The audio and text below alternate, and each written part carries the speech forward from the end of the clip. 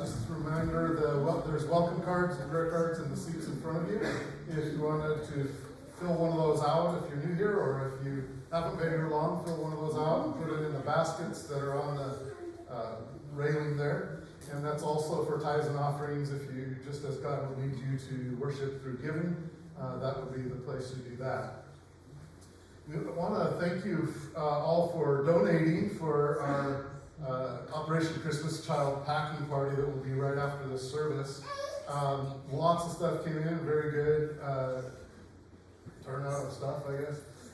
And also, just those who gave financially, we got more than enough to pay for the postage for all the boxes as well. So, thank you for that. And so, again, thank you for that and the involvement there. And that will be happening right after service if you'd like to join. So here are also the days of the collection week. So the ones that are done here, we're going to pray over after and they'll go over to the Open Door Baptist Church and they'll take them to Missoula from there in big boxes.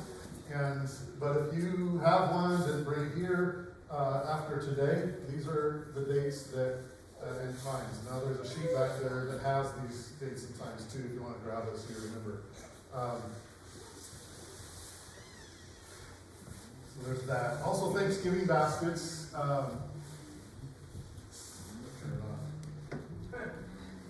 Thanksgiving food baskets will be delivering next week. So this coming Saturday at 9 a.m., we could sure use some strong guys over there at 9 a.m. at Harvest Foods over by the loading dock.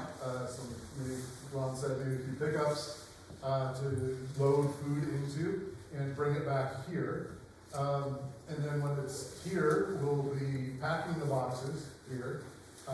So 9 a.m., so packing around roughly 10 or so. And then on Sunday, they'll be packed, but right after church, between church and 2 p.m. 2 p.m. is when we start delivering, but between church and 2, we'll have another group of people go grab all the turkeys and bring over so we can send those out the door with the boxes. So if you can come to one of those days or both, we'd love your help. And it's just a blessing to be able to deliver. You get addresses that you can grab and deliver a few. It's just a blessing to others as well as just to be able to just show the love of Christ that way.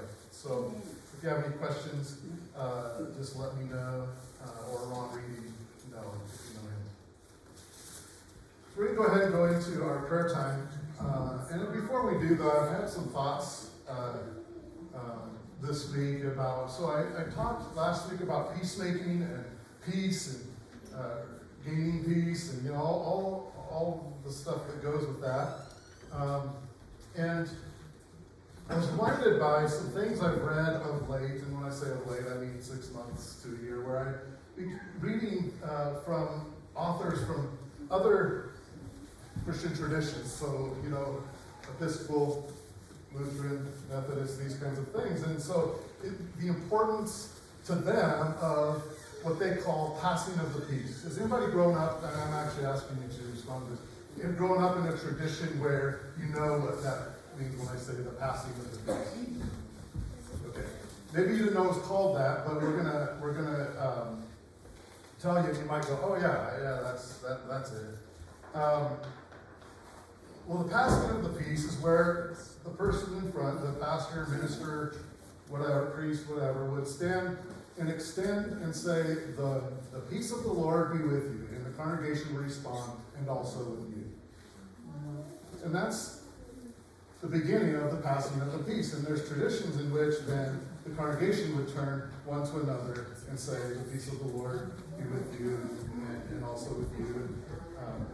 And it would pass around. That's kind of where it evolved in some more, what might be called non-liturgical churches, although liturgy is just order of service, so even we have liturgy. But what you would consider more non-liturgical churches, that has morphed into sort of a say hello to one another and everybody travel around, for 20 minutes and stuff. But that kind of evolved from that. And so,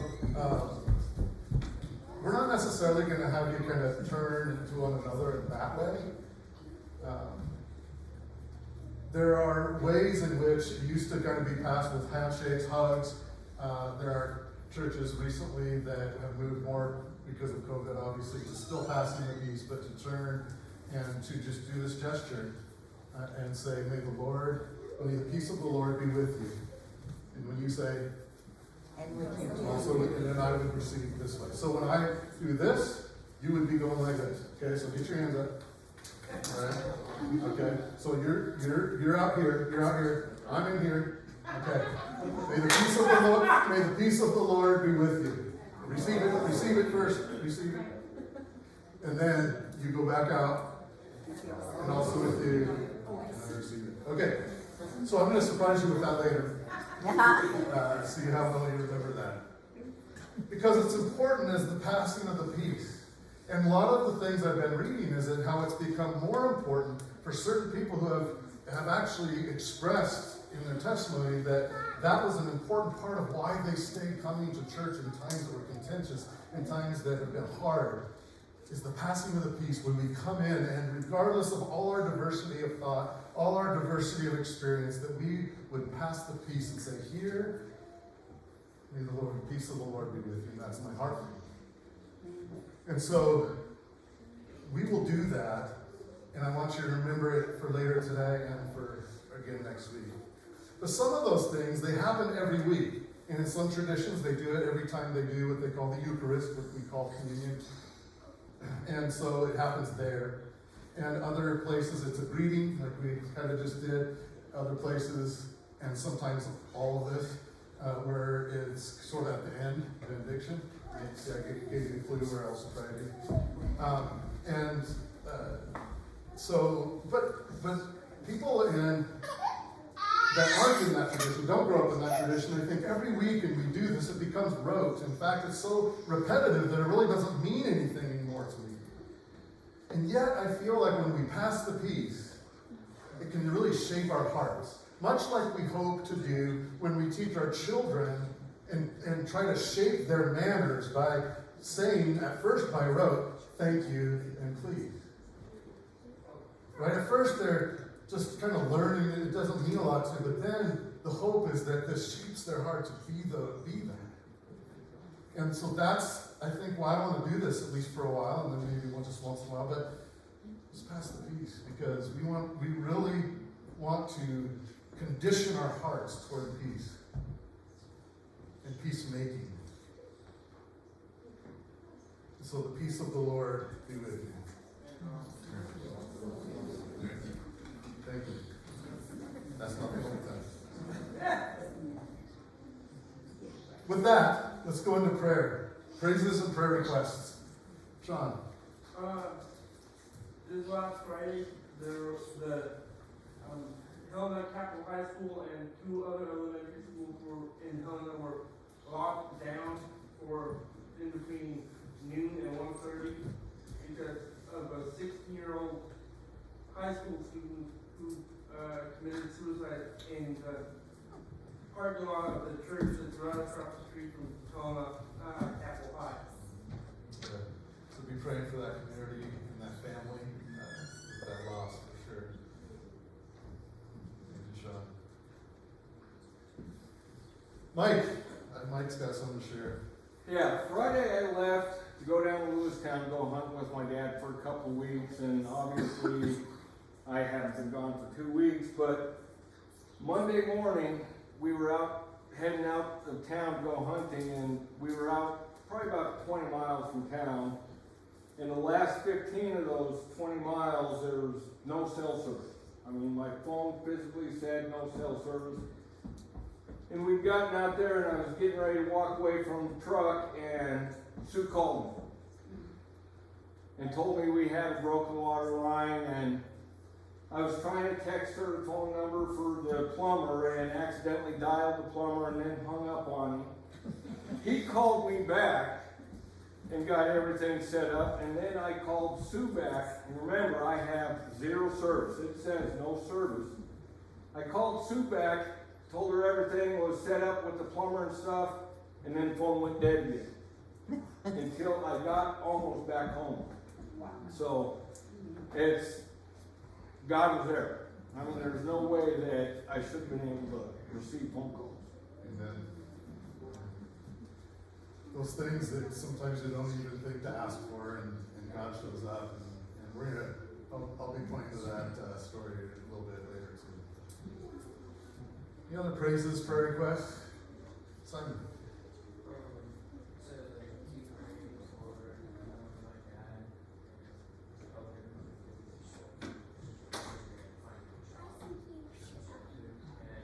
Same with my stepmom, wherever she is. Pray that she's alright. Yeah, keep praying for Simon's dad and his stepmom, and just all that's going on, just a lot of hard things. So we'll be praying for you and for them. Phil? Yeah, for Ernie Frankie's family and all families that have suffered loss in the last few weeks, seems like we've been going through a lot. Yeah. Yeah, Ernie, Frankie's family, and really everyone experiencing loss in that way. Let's go ahead and go to prayer. Yes. Real quick, Go ahead. just again, my dad's having his secondary surgery this coming week on Friday, so just pray for him, and he has his follow-up from his first surgery on Wednesday. So just pray for all that. Yeah. Pray for him. The first one went well, and for the next one. So you only have today to kind of figure out which side is that and make faces on, from that side. Cheryl. I just want to pray that we all be strong with God and follow the right path in all of our lives. Yeah. From in the here and forever. Yeah, responding to And God's cast leading. Satan away to bids of hell. Amen. Amen. Yeah. Responding to God and how He leads in us. All right. Let's go ahead and go to prayer, and if there's anything else in your heart that isn't spoken or whatnot, just lift that up. God hears as we do that. Let's pray.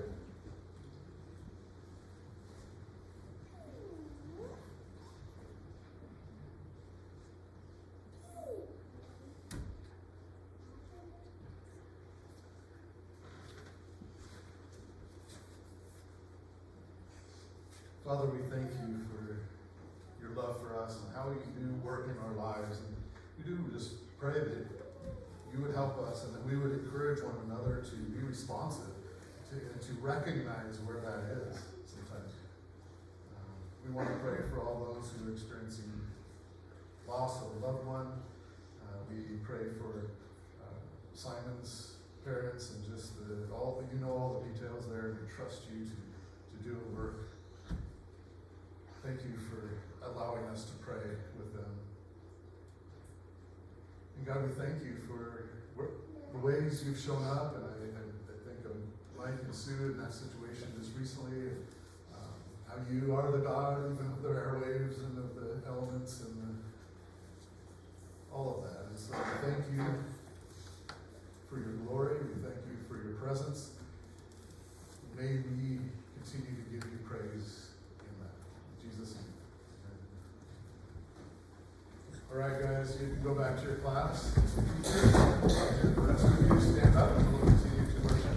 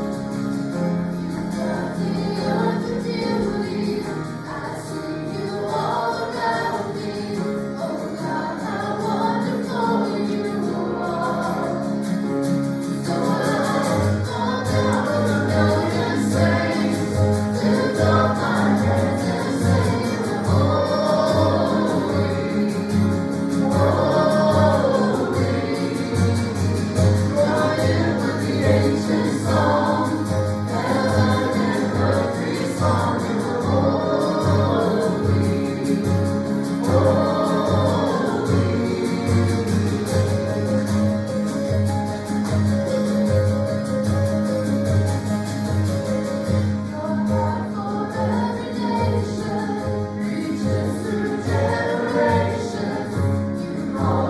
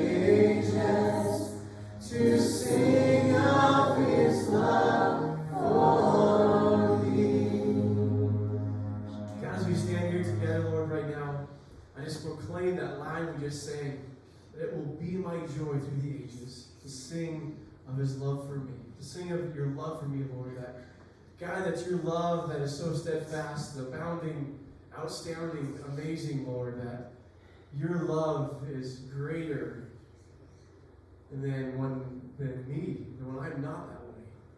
God, that your love is consistent. I just thank you so much for that love that you give to us each and every moment. We love you in Jesus' name.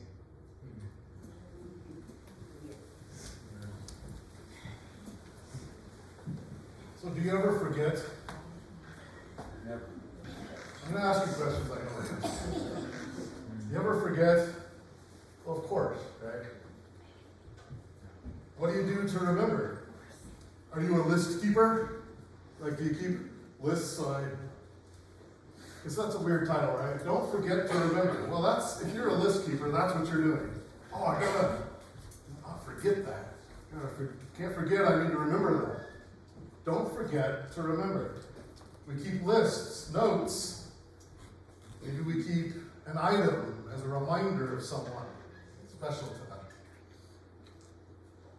We do things to help us not forget to remember. Jesus asks us at communion, I point here because that's at the end of every month, that's where we put our communion elements. And he asked us to remember. And so we have that activity, that thing we do together to remember. Have you ever found yourself, here's another question I know the answer to. Have you ever found yourself in a situation where you've asked, where is God? Where's God in this? I know he's around, but I don't see how he can turn this into good. I don't see him. Where is he? Where'd he go?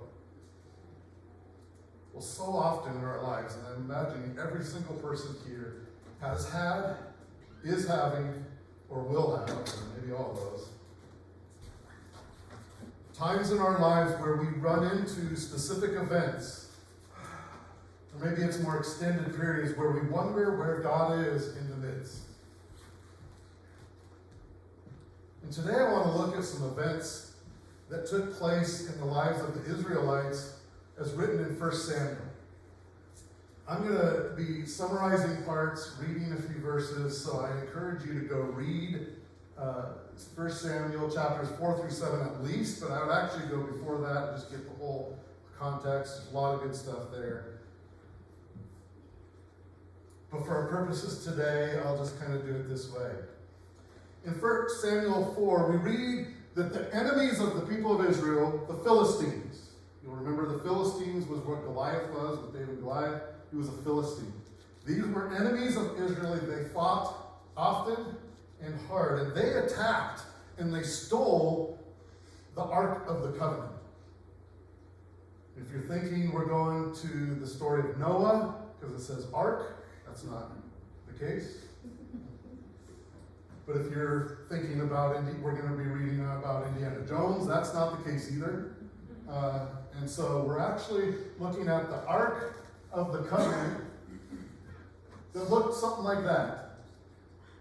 This was a sign that he gave them, this as the sign of a covenant, which means agreement. A sign of his agreement that he would be with them and for his forgiveness toward them.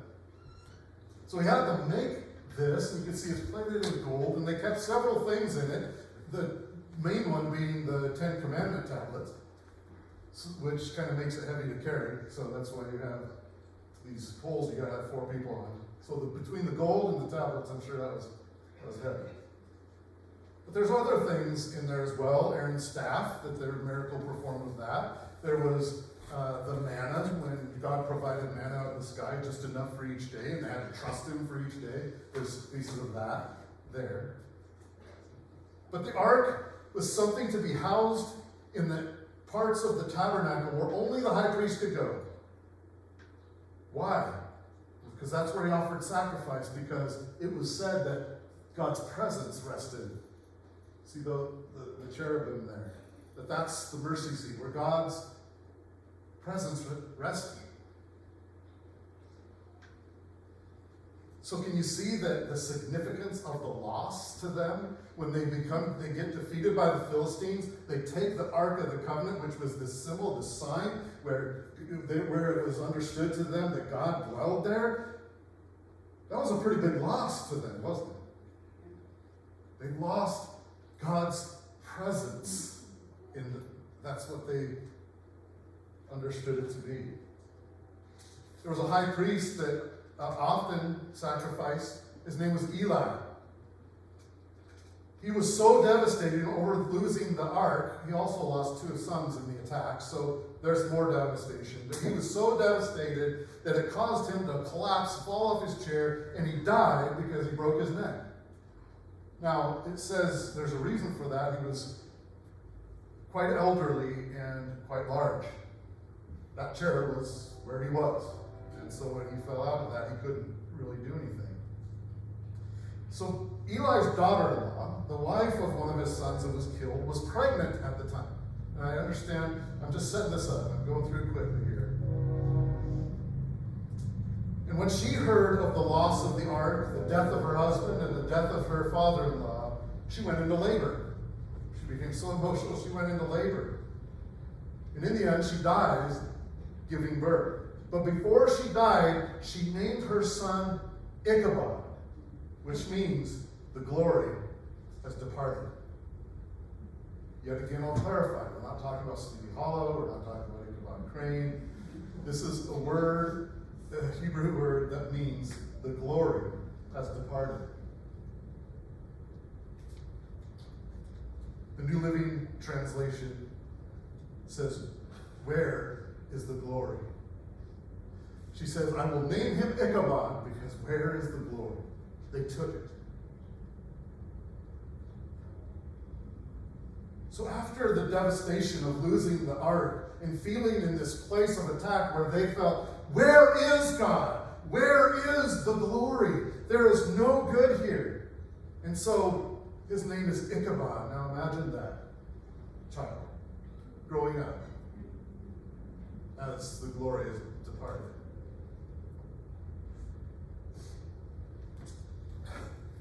These people needed a moment where they were met by God in their devastation. They needed that moment.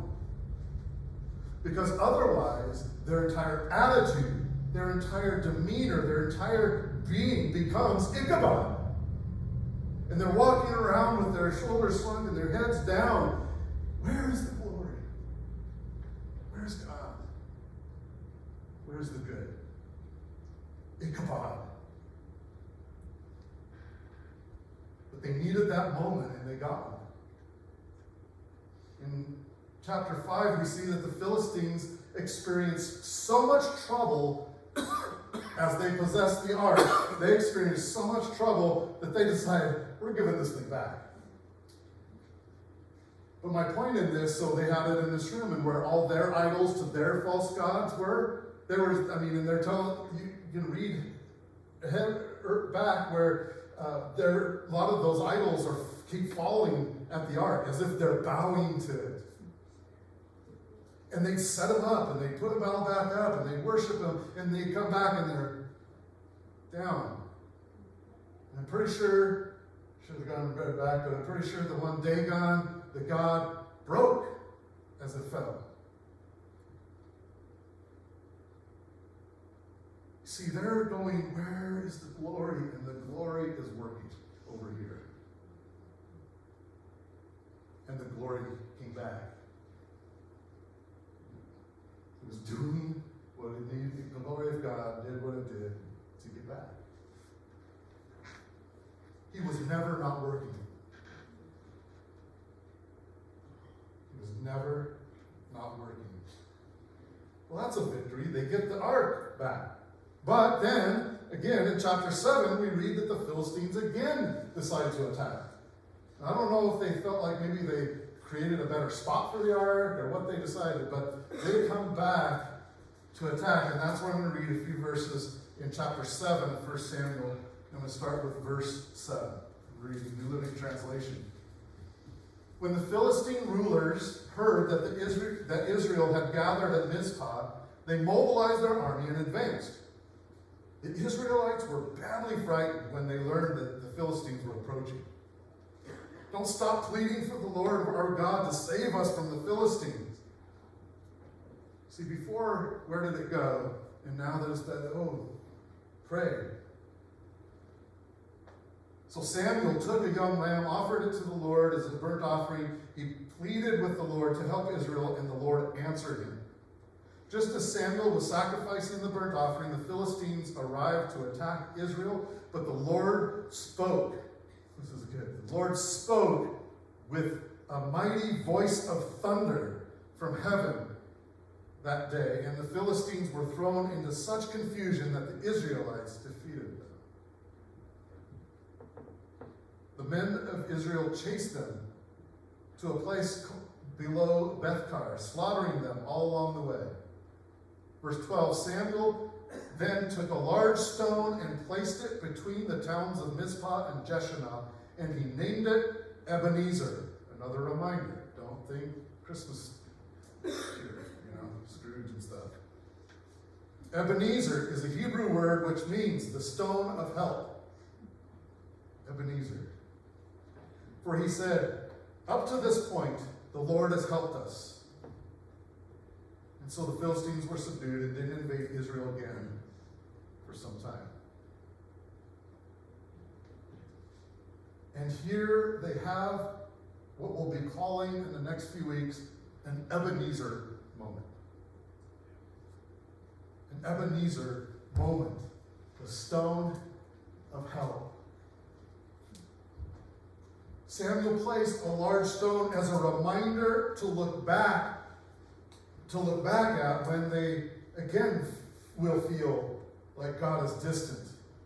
When they again feel like the glory has departed. He realized they needed to not forget to remember this.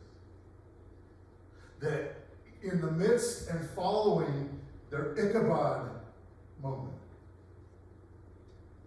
God created an Ebenezer moment. And he was doing that all through when they felt apart from God. We all have Ichabod moments. With our shoulders down, our heads down. Where's the glory? Where is he? And we all have Ebenezer moments. Some right now are in circumstances that are tempting you to claim a spirit of Ichabod. And remaining in a spirit of Ichabod just feeds Ichabod. It feeds us this blindness to even see the glory, to look for the glory. It hardens us. But the glory is there.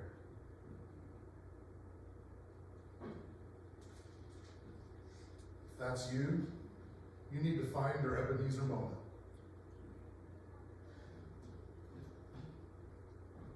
You need to find your Ebenezer moment where maybe you look back and you say, what brought me to Christ in the first place?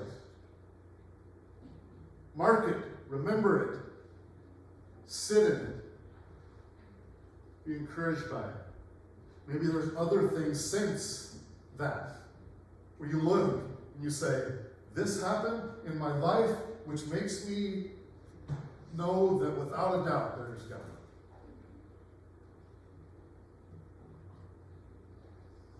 You need to find your Ebenezer moment, whether it's back there, whether it's happening to you now, and you need to stop feeding the spirit of Ichabod to see it. Or it's coming. You have an Ebenezer moment. And I say an Ebenezer moment, but really, for most of us, this is how God works in me at least, it's many Ebenezer moments. For some of you, it's going to be this outstandingly awesome thing that's just, you can't deny, it's everybody else can't deny, it's just this magnificent thing. But some of you right now are going to go, I don't have that. But you have Ebenezer. You have other moments that you can raise this Ebenezer stone. Don't minimize those moments. See God in them, mark them, and hold on to them during the moments of Ichabod. David often in the Psalms talks about how he's unable to praise how he used to, but then he recounts, in so many Psalms, he recounts the faithfulness of God to him throughout. And then he says, I know I'll get there again. And that's really him working through Ichabod moments by grabbing on to Ebenezer moments. We all have an Ebenezer. To remind us that one, God is real, that two, God will complete the work he's begun in me, and that three, he will never leave me. So we can look at this Old Testament thing and kind of say, okay, well, the glory did leave, right? If the glory lived in the ark, it did leave. Well, that's fine. We can discuss that. But what we can't deny is that right now, when I'm feeling like the glory has left, the glory hasn't left. Jesus said it hasn't left. The scriptures say, I will never leave you. I will never forsake you. This is a different covenant that we're under. His presence doesn't leave. And so if I can't see it, I'm feeding the blindness of Ichabod. Where's the glory? Where's God? This isn't easy to overcome. It just isn't.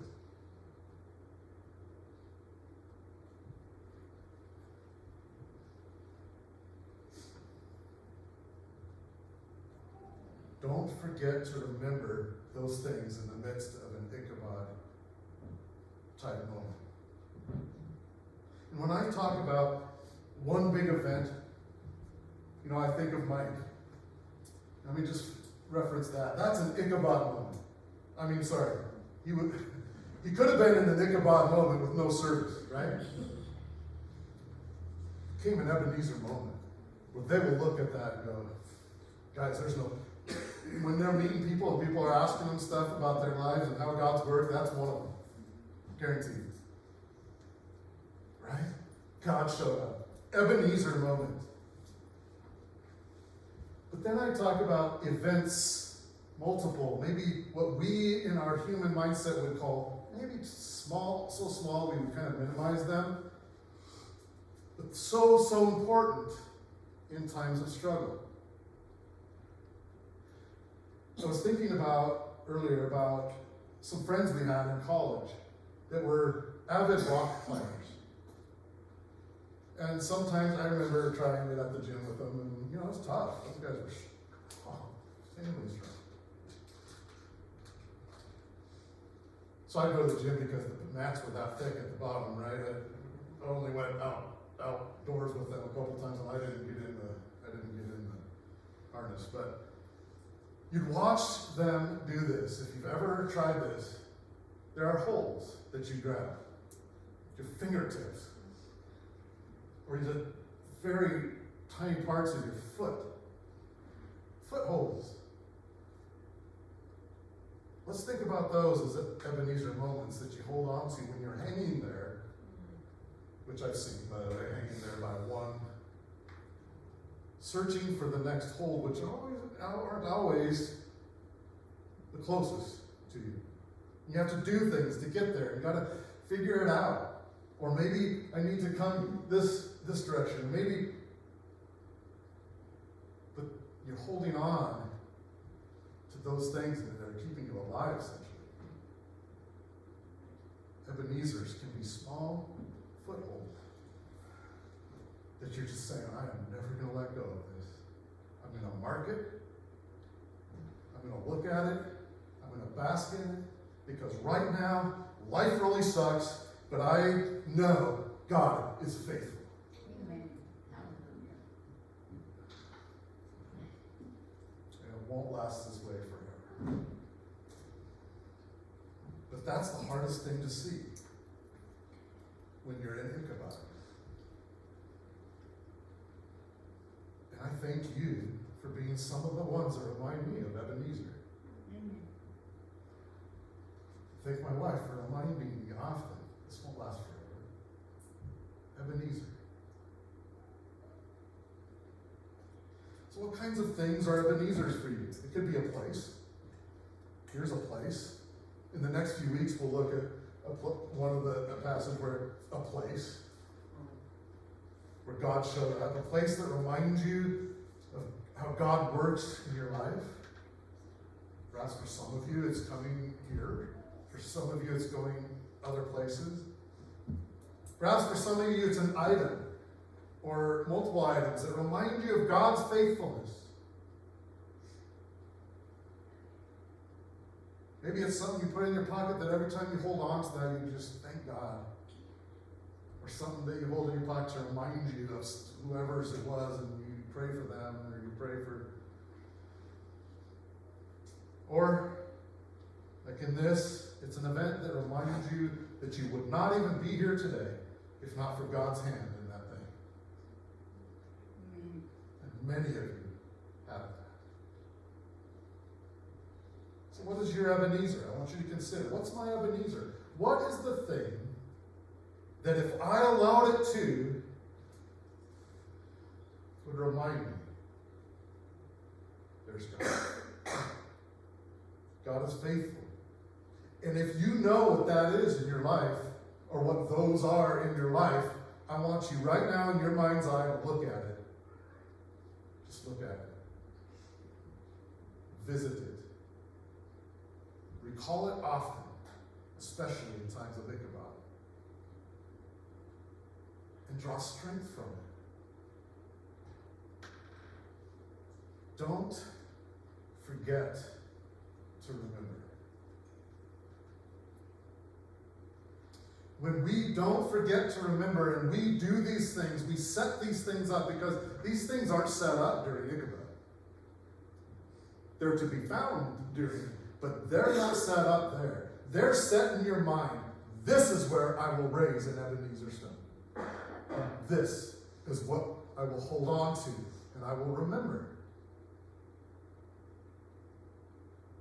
And then, when you've done that, Ichabod happens, and you're not, maybe there's still days and moments or where you're kind of going, where's the glory? Oh God, what are you doing? But when he reminds you of that Ebenezer, that's him working again.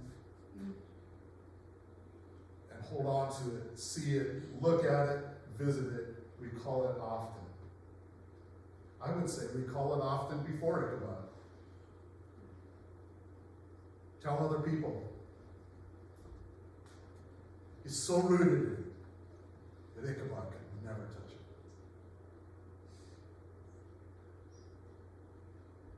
If you don't feel like maybe you have an Ebenezer moment, you're having a hard time going, what would I point to? Or maybe in my situation right now, what am I even able to see to point to? There's an interesting thing that you can do, and I encourage you to. Get to know people. Get to know people. Because people have Ebenezer. That's how we encourage one another. Share your Ebenezer with others. And don't be afraid to ask others about theirs. Now, of course, if they're not listening to this sermon and you walk up and they might need to know what you mean by, what's your Ebenezer?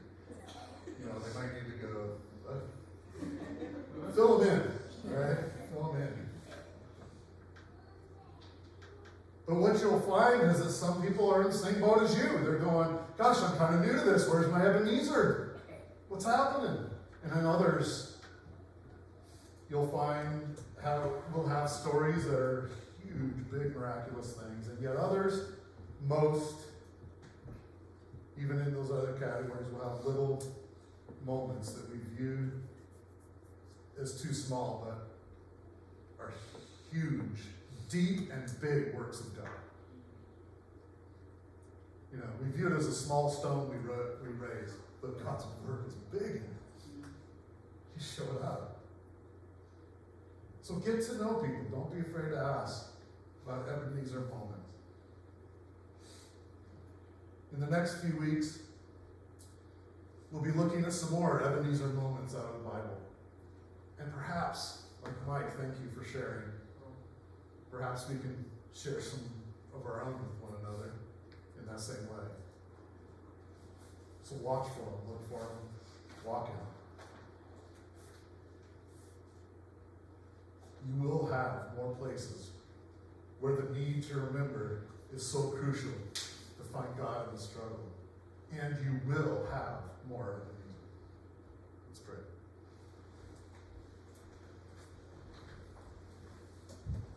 Lord, I thank you for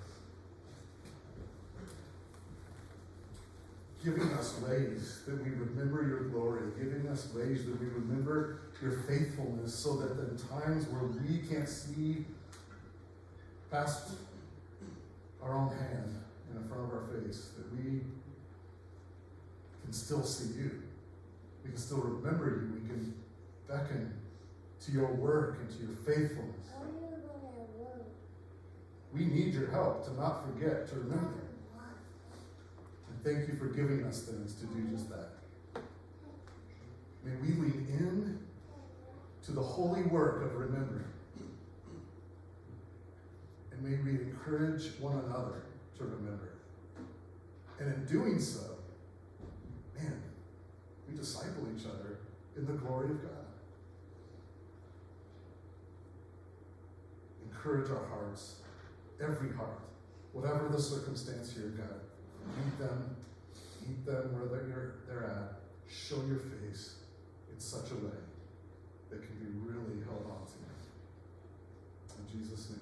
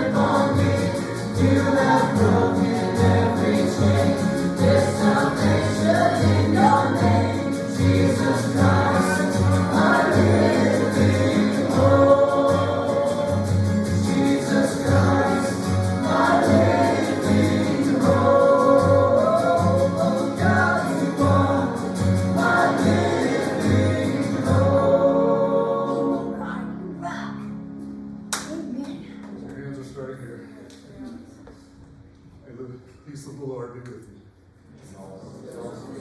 Pass the peace as you fellowship.